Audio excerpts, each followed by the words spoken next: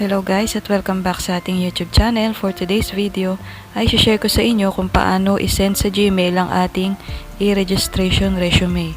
Kaya kung bago ka pa lang sa aking channel, huwag kalimutang mag-subscribe at itap ang bell button para laging updated sa mga bago kong videos. Okay, so before tayo mag-start ay make sure na nakasave na ang inyong e-registration resume sa inyong cellphone or sa inyong files.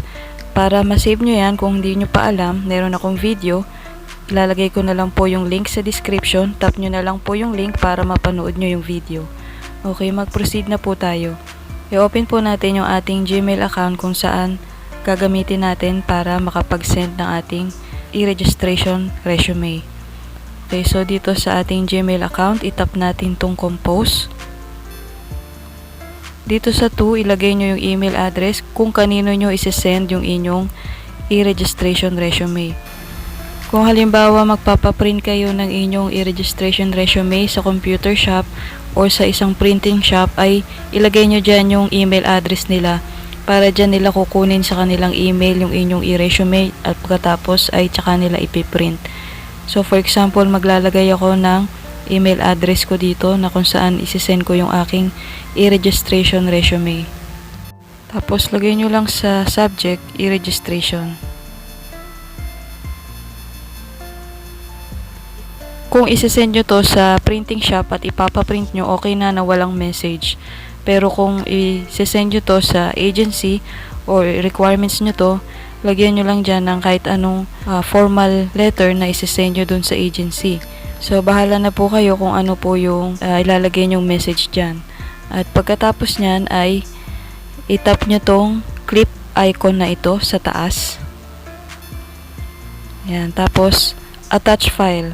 Pero kung sa Google Drive nyo nakasave yun, dito tayo sa insert from drive. Pero sa akin, sa download file ko siya inilagay. So, dito ako sa attach file. Kung sa download siya nakasave. Okay, so punta tayo dito sa documents, downloads. Okay, so ito po yung aking e-registration. So yan, nakita nyo naka-attach na yung aking e-registration resume. So para ma-send natin yan, tap natin tong arrow. Okay, so makikita nyo sending na dito sa ibaba. Punta tayo sa outbox. So makikita nyo may isa ditong queued. I-refresh lang natin.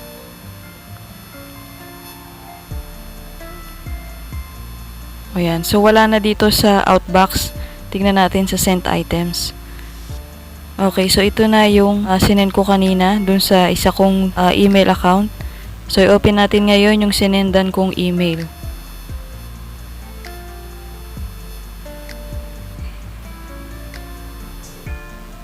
So, ito nakikita nyo na-receive na ng isa kong email address yung sinend kong e-registration. So, yan. Naka-attach na siya. Okay, so yan, nakita nyo, ganun lang po kadali mag-send ng e-registration or documents sa inyong email or Gmail account. Okay, so hanggang dito na lang po ang aking video. Maraming salamat sa panonood. Huwag kalimutang mag-subscribe at itap ang bell button para laging updated sa mga bago kong videos. Thank you!